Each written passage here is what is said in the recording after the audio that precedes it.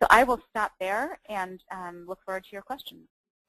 Wow, Martha and Joshua, you did a tremendous job on just really illuminating some of the information that has been disseminated and kind of circulating around.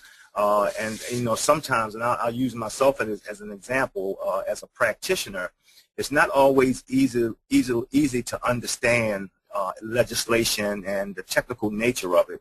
And I really want to thank you for, kind of in layman's terms, kind of sharing some of the nuances of that in ways in which people can easily access. A couple of quick follow-ups. When I think about the work that has been underway the last 5 years, which you've referenced under the DRA-funded Fatherhood and Healthy Marriage grantees, there's been a lot of bridge building. I think that there is more bridge building to do. But when you think about three particular communities, you think about the responsible fatherhood community, the healthy marriage community, and domestic violence community. Can you share any thoughts on, what the administration's ideas are around on continuing to build bridges among those three communities? And I was really honored and pleased to hear that the allowable kind of activities and broad themes, particularly related to relationship education, will be able to continue. So can you touch on that at all? Sure, I can do that, and Joshua should feel free to chime in. I'm really glad you raised, Joe, the issue of domestic violence. I'm really glad you raised, Joe, the issue of domestic violence, and particularly partnerships there, which I know there's been the beginnings of some really good work done around the country.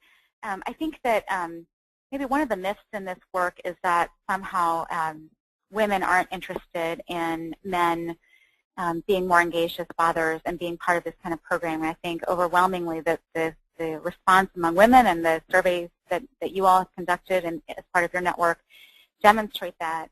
I think that the important thing is to make sure that we have experts in domestic violence at the table and involved in the design of these programs so that they can set up, they can help those who are running them understand when there are sort of points of intervention or things to look out for or processes that should be in place to prevent this leading to further violence. And I think there's a lot of excitement in the community about how to engage in that and engage in that effectively. So we're not being prescriptive, as I mentioned before, we're not saying these are the 12,000 elements you have to have in your program in order for us to consider it, but we certainly will be looking for connections to domestic violence services.